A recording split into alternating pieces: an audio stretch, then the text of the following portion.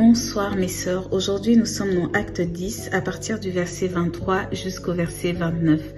Acte 10, au fait ce chapitre nous parle de l'histoire de Corneille, c'est une histoire que je vous invite à aller lire, une histoire où sa vie, celle de ses proches va être bouleversée par l'annonce de l'évangile, il va recevoir Jésus-Christ et va être baptisé du Saint-Esprit et d'eau.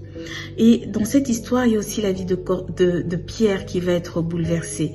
Pierre, ce juif qui a grandi dans cette éducation juive avec la loi de Moïse, de toutes les choses souillées qu'il ne pouvait faire ou ne pas faire, tout était réglé dans l'éducation juive, tout était cadré. Et Pierre va être complètement chamboulé dans cette éducation, va être chamboulé dans ses certitudes et dans toutes ses croyances. Et au début de l'histoire, on voit cette vision où il y a des animaux impurs et il entend une voix qui lui dit « tue et mange ». Pierre va refuser, se disant que c'est des animaux souillés et impurs. Et au verset 15, Dieu va lui dire « ce que Dieu a déclaré pur, ne le regarde pas comme souillé ». L'histoire nous raconte que pendant que Pierre était encore en train de réfléchir à cette vision, il y a eu toutes les personnes envoyées par Corneille pour le chercher et le Saint-Esprit va lui dire à Pierre, va avec ces personnes, c'est moi qui les envoie. Et on voit Pierre qui obéit. Il ne comprend pas tout, il ne sait pas tout, il est encore en train de se poser des questions, sa vie est complètement chamboulée, mais il obéit au Saint-Esprit.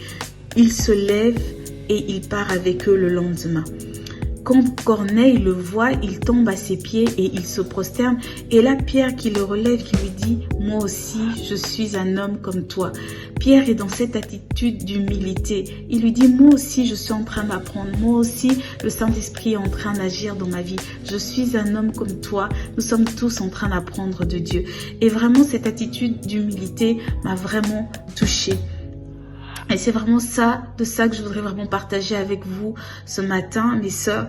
Vraiment, soyons dans cette attitude toujours d'humilité, toujours en train de laisser le Saint-Esprit nous apprendre, nous enseigner, laisser le Saint-Esprit nous bouleverser parfois, que vraiment nous soyons toujours dans cette attitude de soumission et d'obéissance à Dieu pour qu'il puisse trouver la place de continuer à nous enseigner. L'autre leçon aussi, c'est à partir du verset 28, où Pierre dit: vous savez qu'il est défendu à un juif de se lier avec un étranger ou d'entrer chez lui. Mais Dieu m'a appris à ne regarder aucun homme comme souillé et impur.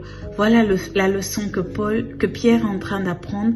Et c'est vraiment une leçon que nous devons aussi avoir. Ne pas regarder aux hommes, ne garder aucun homme comme souillé ou impur. Il n'y a pas d'homme dont les ténèbres sont suffisamment ténébreux pour qu'il n'y ait plus de chance qu'il soit sauvé.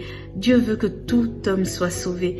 Et il y a de l'espoir pour chaque homme. Ne pas regarder certaines personnes comme trop ténébreux, pas assez bien ou qu'il n'y a pas d'espoir pour eux d'être sauvés. Dieu peut sauver et c'est même la volonté de Dieu. Et c'est même la volonté de Dieu de se servir de nous pour toucher toutes ces personnes qui semblent, il y a plus avoir d'espoir, mais qu'on puisse leur apporter l'évangile du salut, la bonne nouvelle de Jésus. Que Dieu vous bénisse, que le Saint-Esprit travaille au travers de nos vies. Bonne journée. Au revoir.